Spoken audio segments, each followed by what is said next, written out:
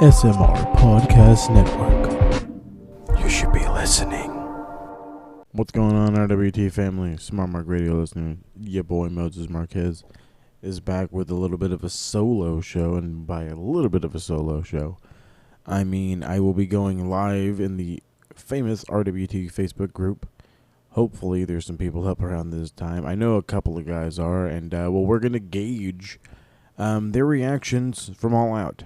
On top of that, probably try to bring up a little bit of the craziness that was the wrestling weekend, kind of. Over the weekend, there was a new Ring of Honor World Champion in Jeff Cobb being crowned. There was a new Revolution Pro Wrestling British Heavyweight Champion being crowned in Hiroshi Tanahashi, beating Zack Sabre Jr. Okada defeated Minoru Suzuki in what, I'm guessing, was a great match from what I can read.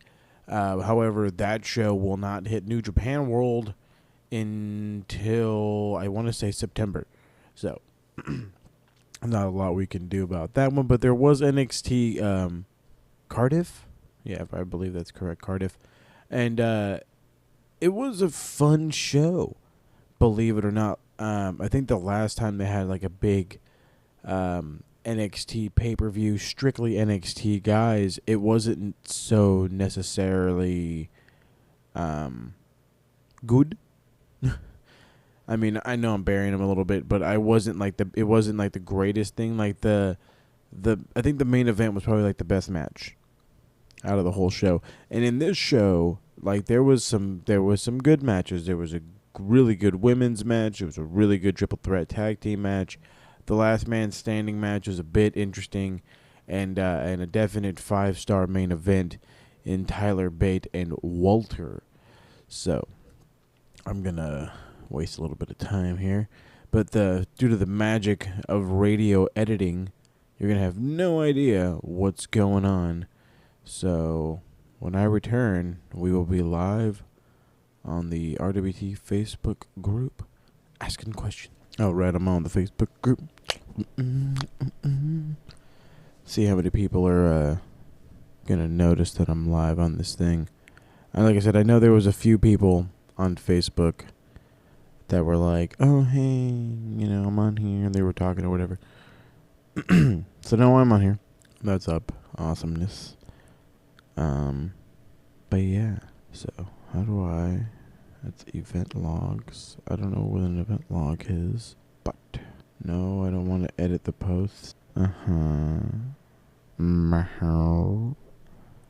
Invite friend. I don't want to just like bug everybody. Anyway, so for those of you who can't tell, I'm here to talk some goddamn All Out. Well, I think I was like rambling for like the first 5 seconds, kind of hoping somebody was going to start watching. So, I hope somebody's watching. Whoa. I did that on purpose. I assure you, I did that on purpose. I'm trying to figure out how in the holy butthole do I get to my fucking gizmos. Show controls? What are the controls? Nah, I don't want them goddamn things. What up, Moni? What's up, Rob? Anyway. Gonna finally talk some All Out. There was all kinds of stuff that went down this weekend. There was NXT TakeOver, Cardiff. You couldn't have watched Royal Quest, but Royal Quest happened for New Japan. I think the biggest matches for that were Kenta and Tomohiro Ishii for the never open weight. You had Zack Sabre and Hiroshi Tanahashi for the Rev Pro British Heavyweight title, and Suzuki and Okada for the IWGP title. You can see that on New Japan World later next month, I guess, Sometime in September is what all I was told. And then, yeah, Cardiff happened. There was a crazy last man stand. I wouldn't say crazy. They just kind of really beat... It was a Haas match, and they just really beat the shit out of each other. Interesting triple threat tag. It was fun, though. I liked it.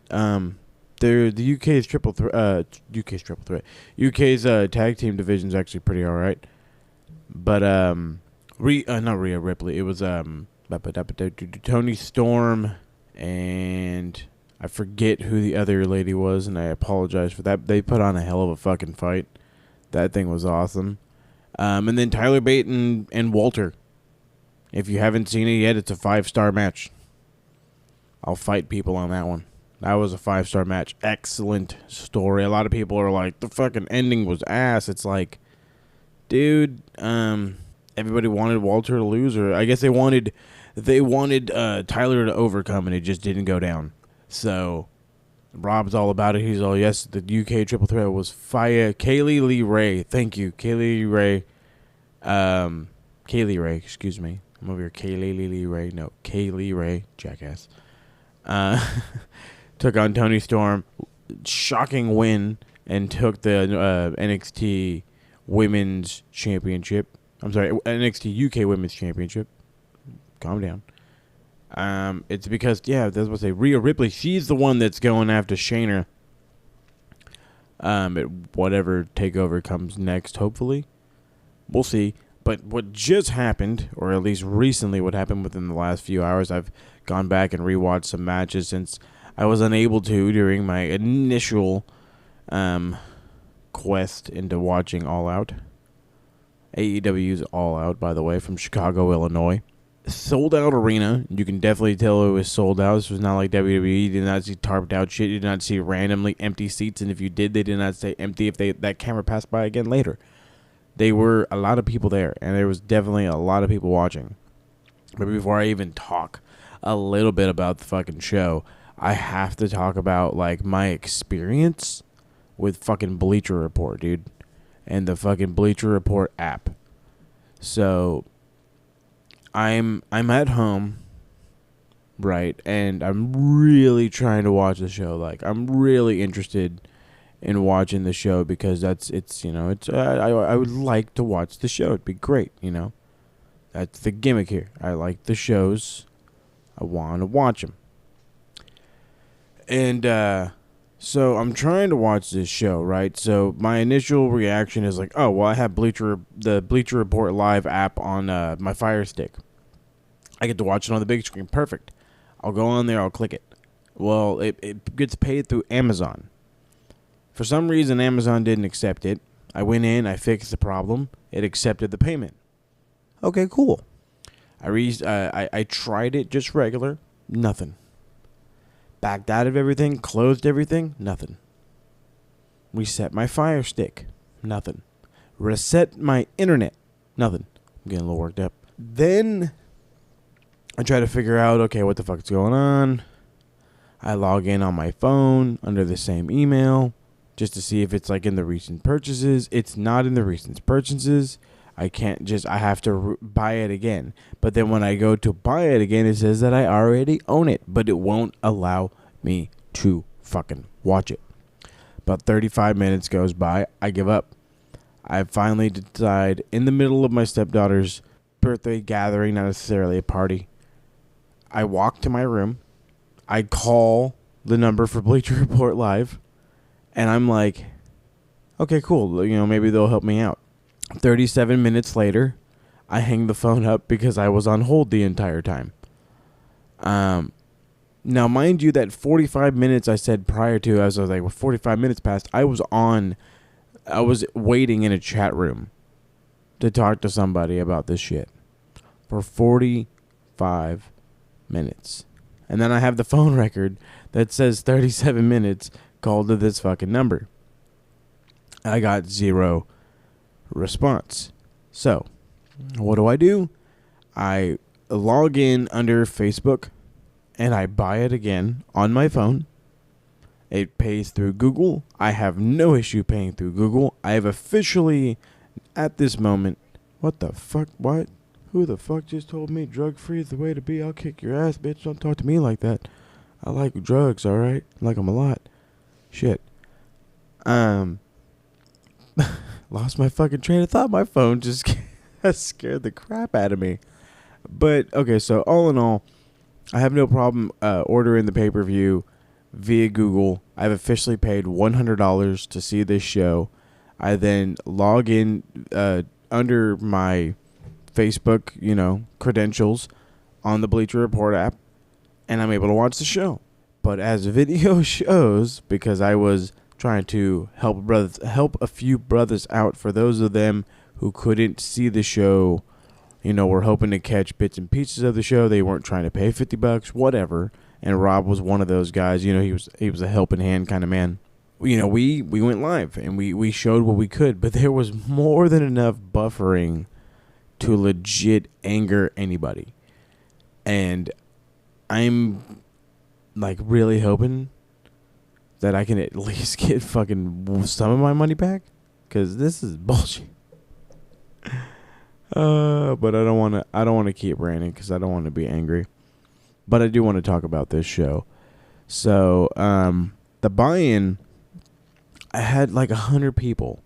Not like 100 people. That's exaggerating. I had like 22 people. That's legit. About 22 different people from a few different sites, or not sites, pages.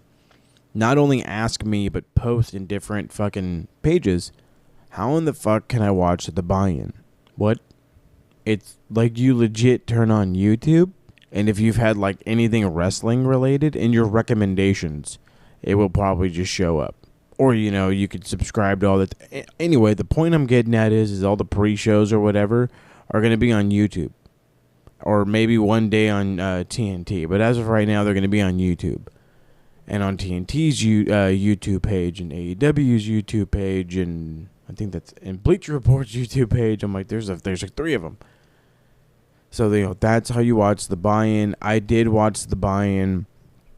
I watched the initial women's battle royale.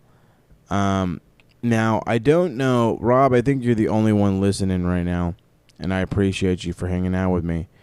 I don't know if I've pulled your ear or bent your ear. I think bent your ear is the words I'm looking for. Oh, Teddy P. Oh, here we go. This man I was talking to about this subject early. I don't think I got your info on this, Rob, though. Nyla Rose. Everybody's hating on Nyla Rose. I will admit, there was at one point in time, I was a hater of Nyla Rose. NXT UK was a little better in the ring. I'm not going to say by a lot, but they were definitely better. Why won't this thing just, that's what I said. Teddy's here now, too, it's all good in the hood. Teddy P. Anyway. But anyway, whoa. Nyla Rose, she's getting a lot of backlash. She's a trans, person. And at first, I wanted to be that guy where it's like, dude, you kind of have the advantage and this and that. And I mean, my whole bit is like, first off, it takes a lot just to be a worker. Okay, regardless of size, you could be a Nia Jax. Hell, you could be a Rio. Somebody who's fucking 80 pounds. Or you could be, a Naja Kong or whatever. Like, the fact of the matter is exactly what Teddy P's saying right here. She knows how to work. That's the point. She can work. Regardless if she's, a dude who, turned into a girl, whatever. The fact of the matter is, she's a woman now, and she's wrestling with women well, and she's, I get it. I understand it. Like, at first I used to be like, oh, well, whatever, you have this advantage because you're bigger and blah, blah, blah, blah. But the fact of the matter is she's going out there and she's just working well. And just like Teddy P, I'm becoming a fan off of just the fact that she can work. I've forgotten, or not forgotten, let me say that. Let me stop that. I don't want to come off ignorant. I've stopped giving a shit about the whole trans thing. She's in the women's division. She's facing women, and she's working well with women. Now, on the topic of AEW's Women's Championship, should she be the first AEW Women's Champion? That is That's the next question at hand. So, anyway, let's see here. Why won't you go? Launch it, sucker. I said save. Okay, save. Bam. Here we go. Boom. And boom. Okay, well, yeah, let's go with that one first. I don't know who's still watching right now. It looks like it's just, is it just Rob? I don't know. Just Rob, maybe just Teddy P. Point is, I want to know from you guys, or at least whomever jumps in and out at 11:30 at night, what was the bigger shock for you? Was it Omega winning clean over Pac, or was it Chris Jericho actually winning the AEW world title? So, I mean, solid question. And right now, Pac losing, or Omega losing clean is a bigger shock. Granted, that's one vote. We'll see how this whole thing goes.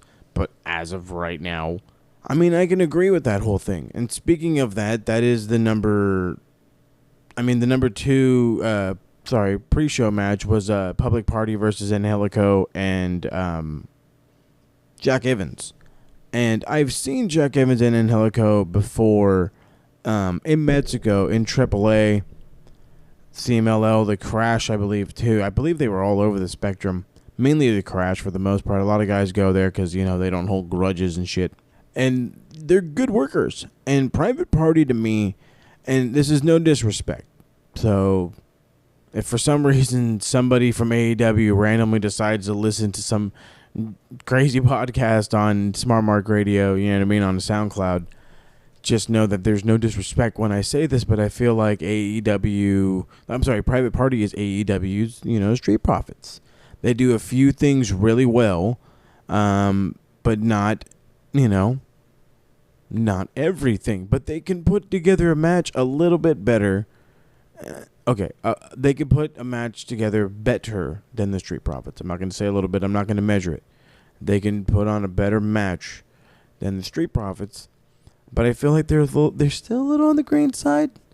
And with some more time to develop, they could definitely be something more worth watching and definitely something worth investing into more.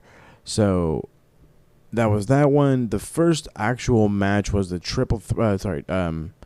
six-way tag or six-man tag.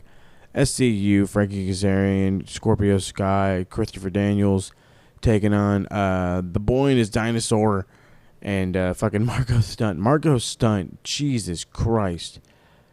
He is short. But it's Marco Stunt, Jungle Boy, and Luchasaurus.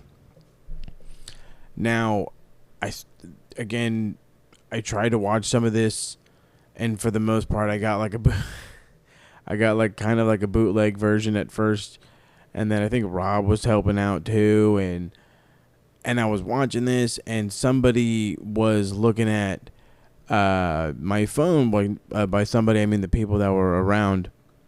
One of them was looking at my phone, and they were like, "Oh, hey, isn't that, Luke Perry's kid?" I'm like, yeah. He's a wrestler or whatever. And they're like, "Oh, that's cool, whatever." And they walked away.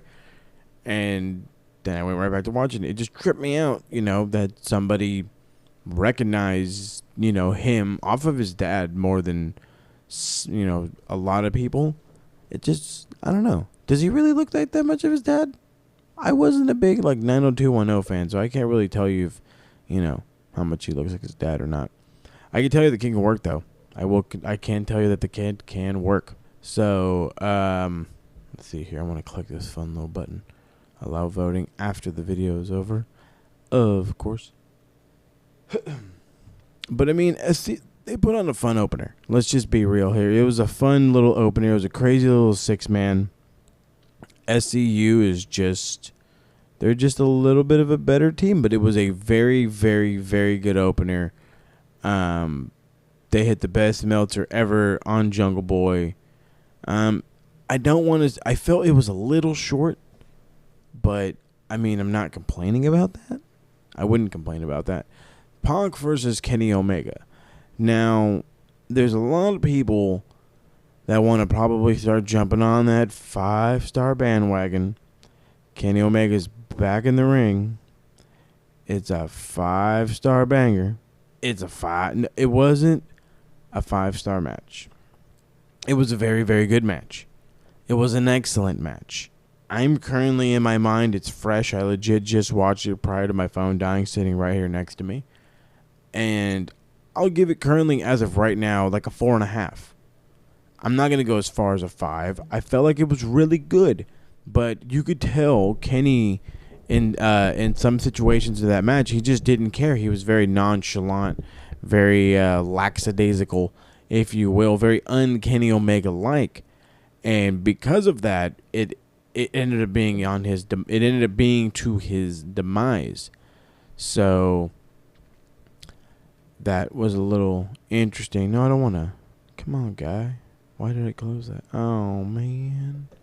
Anyway, I'll try to fix this. But let's see here. No, don't publish the results. This makes for great live radio. Live radio. Damn it. I think I screwed it up. Anyway, screw it. Rob, you're the only one watching so far, so how about I just ask you, bruh? Man to man, you know what I'm saying? That sounds stupid. But anyway, so I put a list up on my poll, and apparently I hit the button too fast, and now it's not allowing me to redo my poll. Geeky. But a question for you, because I believe you're watching TakeOver right now. In your opinion, and if you haven't seen the Tyler Bate match yet, then don't go ahead and wait on answering this one. But your match of the night, or I would say the match of the weekend, would be either Tyler Bate and Walter, would be Lucha Brothers and the Young Bucks, Kenny Omega and Pac, or Jericho and Paige. I was going to go with the idea of like Rhodes and Spears, but I felt like the Kenny and the other ones may be a little bit of a bigger match. So, okay, well, if you're still watching, don't answer that. Don't answer that. Just know that I think the main is a 5-star match. No questions. Perfect. Okay. Then you go ahead, you do your thing, Haas and Franz, and I'll keep rambling about some nonsense. This is going to be a fun little podcast to listen back to. But speaking of the Pac Omega match, this match, like I said, it was excellent. It went back and forth. You had a lot of interesting things. You know, you've gotten accustomed to Pac's time when in WWE. If he goes up on the top rope and he hits anything that isn't the fucking red arrow, black arrow, whatever they call it, it's not going to be the victory. So he hits a 450 splash towards the end. They go, like, they really do back and forth. They got the German suplex. There was, I think Omega was going for the one-winged angel, and they turned it into, I want to say it was called a brutalizer. It looked more of like a modified crucifix submission. But it was an interesting one. It was one that I didn't see, Pac pulling out of his pocket and using against Omega. And he ended up doing so, and it turned out to be, like, really, really good. So, okay, that's very interesting. A toss-up between Bate and Walter and the brothers match, the brothers tag match, for the ladder match, excuse me. I mean, it was great. It was, that ladder match was really, really good. I mean, at first it looks like they were just doing a bunch of shit. But, I mean, that's at first kind of what ladder matches are.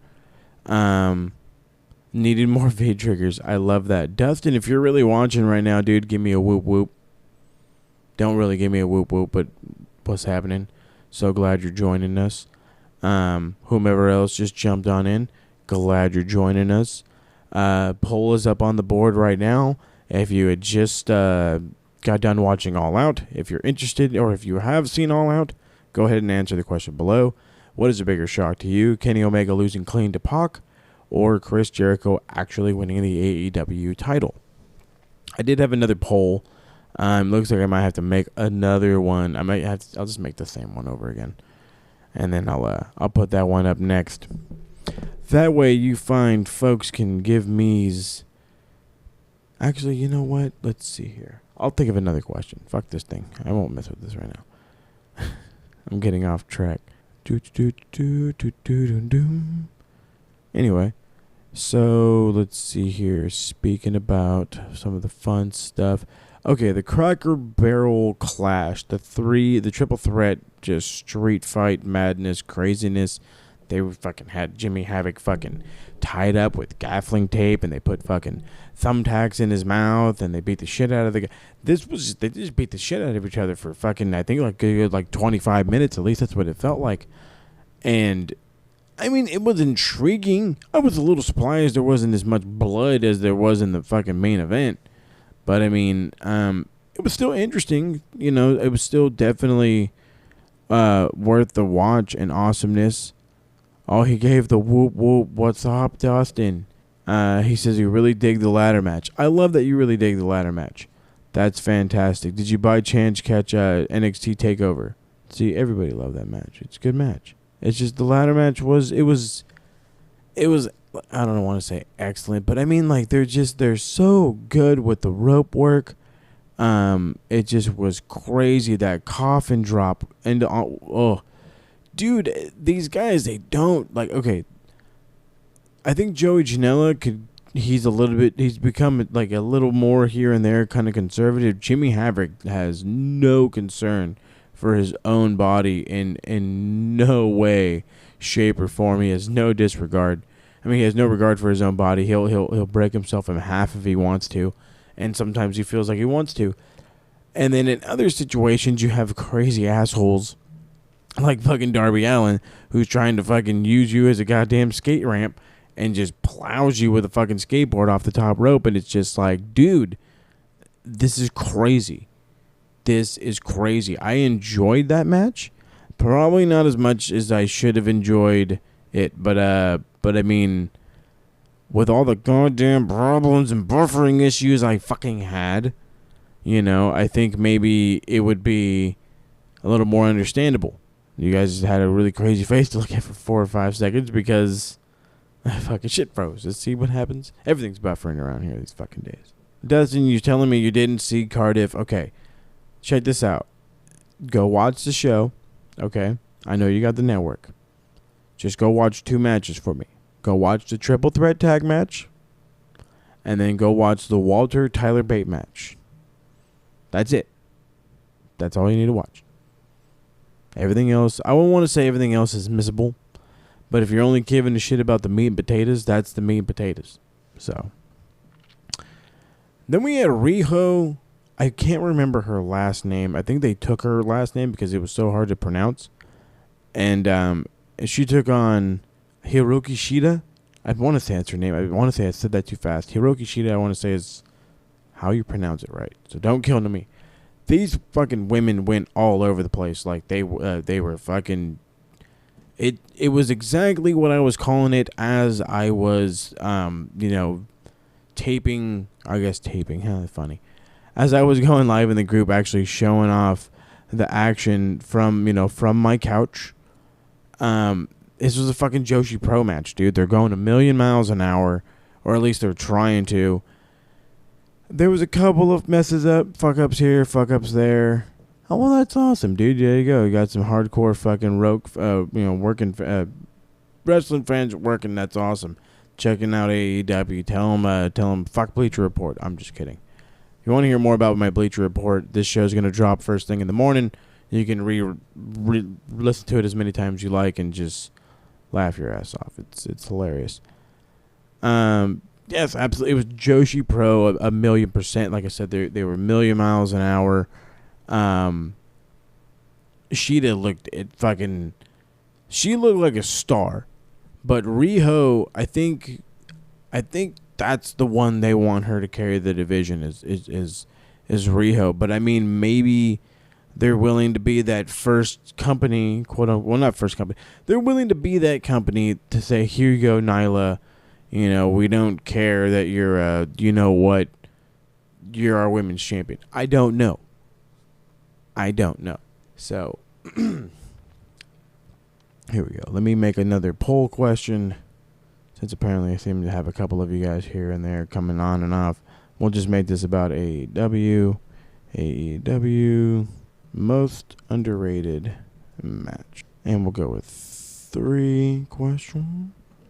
We'll do Cracker Barrel Clash. We'll do Cody versus Sean Spears. And then last, let's go with SCU. Yeah, SCU versus... Or no, you know what? You're going to like this one. Bam. And hopefully save it so it'll actually fucking show up. Alright, awesome. It's still just you two guys. Publishing this guy now. Most underrated match of the night. Interesting three matches for you guys there. You got the Cracker Barrel Clash, the triple threat hardcore match I just got done talking about. You have you got Cody versus Sean Spears, and you got the Dark Order versus the Best Friends. You know, a match I'm sure a lot of people have seen in PWG like 25 times over. So let's clean that up. Joshi Pro. I do want to kick it. You come on down in November. We'll hang out. We'll get some beer, some brewhas, and we'll do the damn thing, as Moni likes to say.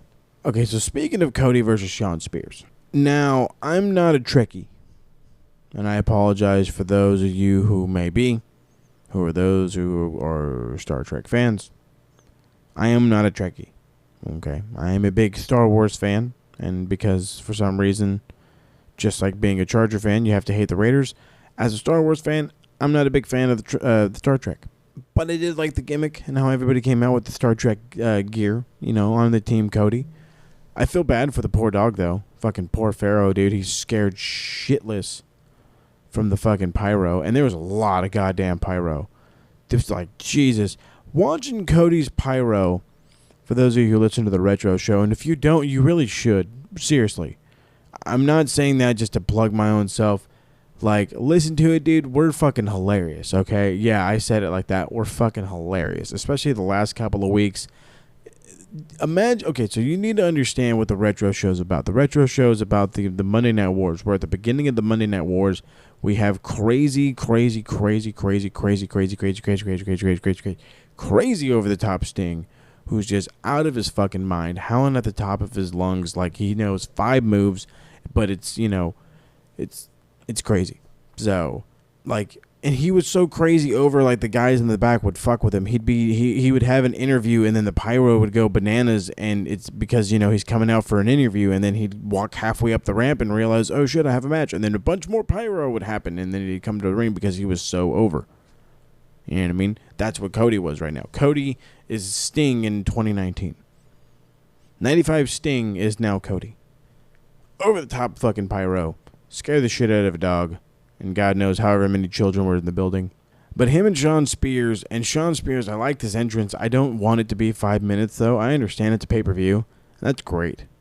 I don't need you to have a 5-minute entrance where 90 seconds of it consists of you, like, bent over. Or, like, kneeling down. Like, it's not necessary. It's not necessary. But, I mean, they had a fun match. Cody, right off the bat, jumped through the ropes. That threw me for a loop. He beats up Tully's old ass. It was a really good match. Excellent storytelling. In-ring work was pretty damn good. Cody's great. Sean Spears, underrated. But it was, like I said, it was fun. It was definitely a fun match, one worth watching. It was not on the level of a Cody and a Dustin, but this was still very, very fun. We did have the moment where AA Arn Anderson, the enforcer, comes out and hits the absolute best spine buster you ever see in your whole fucking life on the poor bastard. It was great. I loved it. You know what, dude? He probably was competing with Triple H for the entrance. You know, Trips knows he's like, I can't have pyro, so I have to have like an ass ton of fucking bikes and shit. Dude, Arn's spine buster. Okay, first off, when I saw Arn, like, that hurt me, dude. Like, it. I love Ric Flair. For those of you who listen to the Retro Show, you know I love Ric Flair. And to see Ric Flair now, dude, it hurts me. It hurts me because it's like, dude, you've gotten so old. And then, like, Arn Anderson, bro, you got old. Jesus Christ. I mean, again, I'm watching him in 95 where the comb over was barely working, and now it's gone for sure. But yep, he showed up in that ring, boy. He squared up. He hit that spine buster like nobody's business, and it was great. I loved it. Cody ends up winning that one, as he should have. You know what I mean? And it was a rather fun match. It helped both guys for damn sure. It definitely helped both guys. You had the Escalada del Muerte, the Ladders of Death match for the AAA Tag Team Championships. Lucha Brothers, Phoenix, Pentagon Jr. against the Young Bucks, Nick and Matt Jackson. Super fucking fun match. Like, wow. The Bucks know what they're doing when it comes to ladder matches. They definitely know what they're doing. So, okay, first off, I need you to like go to hell, go up, no, off. Okay, no, I said off. Andale pues, go away. Anyway, so see Dustin's over here telling me, he says, I always thought The Rock had the best spine buster in the business. He says, need a little more hot sauce on your Latin speaking. I do need a little hot sauce on my Latinos, homies. Don't trippies. Potato chippies. So, anyway, I'm going to go ahead. I'm going to close this. I think the poll's already closed. Bam. There we go. Publish the results. I said publish the turn the shit off. There we go. 50-50. All right. Well, for the most part, everybody just seems to love all the matches. There wasn't anything negative. Was there anything negative from what you guys can tell so far into this fun AEW show? Was there anything, any kind of negativity, you know, I guess besides the whole Nia Rose thing? But like I said, you got to get over it. They want to be different, and they're going to be different. So, but this, I cannot talk about this triple threat ladder match. What they did cannot be put into words. It was a motherfucking spot fest.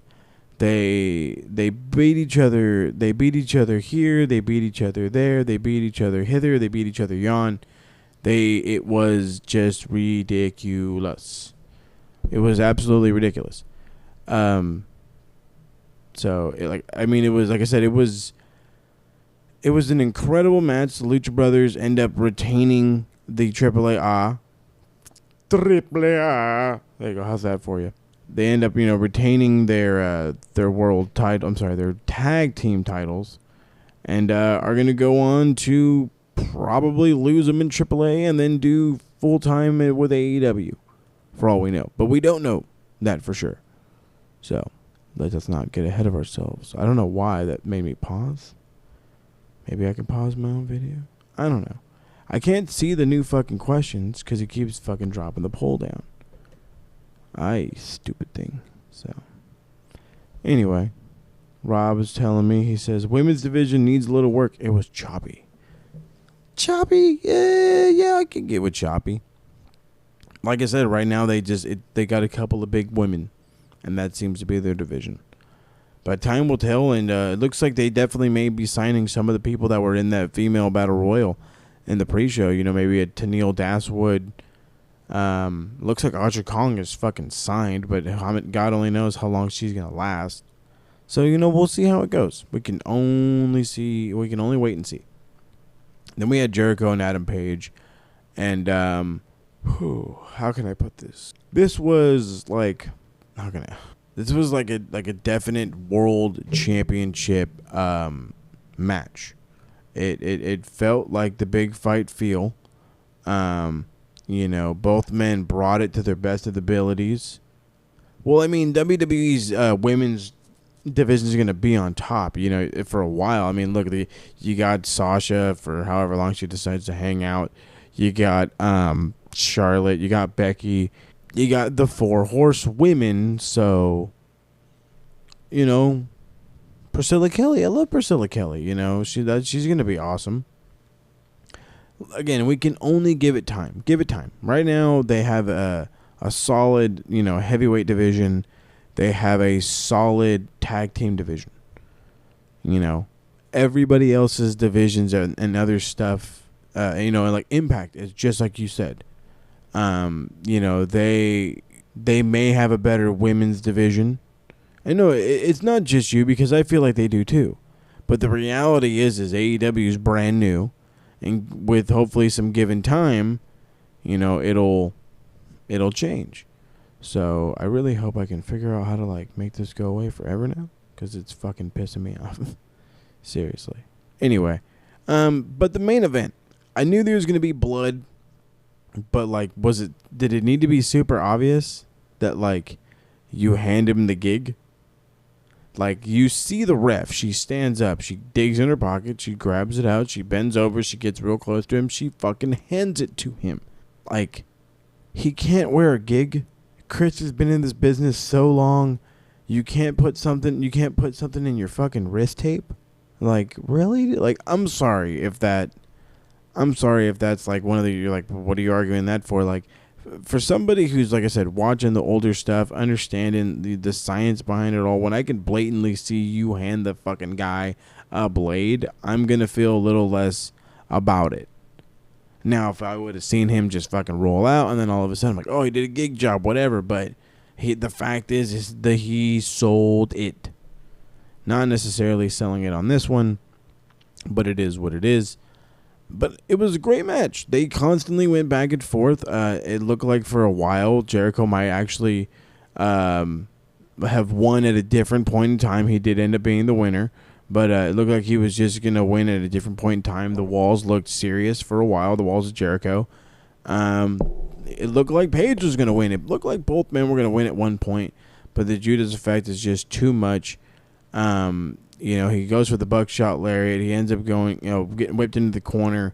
He's coming out of the corner hoping to hit something, and then just boom, Hangman catches the elbow. It's a 1-2-3. AEW's first heavyweight champion of the world is Chris Jericho. This man has been the first undisputed champion. He was the first undisputed champion, and now he's the first AEW champion. So I love this show. A lot of people were telling me that they give it an 8.5 out of 10. I give it a 9 out of 10. I really, really did enjoy it. For the botches, for the whatever. All in all, this show was great for what of it I saw. My experience, however, with Bleacher Report and all that other stuff, not so much. I definitely would not give it a 9. I might even, on a good day, give it a 2. But that's something to deal with completely later at a completely different time. Well, that's fun. I'm going to get out of here, guys. For those of you who hung on and watched the whole time, pretty much just Rob, I appreciate you. Bait and Walter was 5 stars. I'm glad that you finally got to see that. I'm glad you agree with me on the 5-star bit. But, yeah, fantastic match. Check out Rob's band, by the way, Grave to Fire. I don't have links or anything like that. But you know what? If you're listening to the podcast version of this, the links will be in the description logo down below. Check out his band Grave to Fire if you're into the big old metal, baby. Definitely gonna have some of his music opening up some future shows, so check that out. Check out all your other favorite episodes of SmartMarkRadio stuff, including Retro Rewind, Evolution of Pro Wrestling, and God knows what else we have in the background. Probably some Gorilla Position, and maybe even some Mo and Brian show for those of you from the way back. Check us out, soundcloud.com/SmartMarkRadio. Appreciate everybody hanging on. Rob, take it easy, bro. Don't stay up too late, but if you do, well, make sure you're watching wrestling. All right? I'll catch you all around the bend. And we's gonna peace out. Gonna peace out. Yeah. SMR Podcast Network. You should be listening.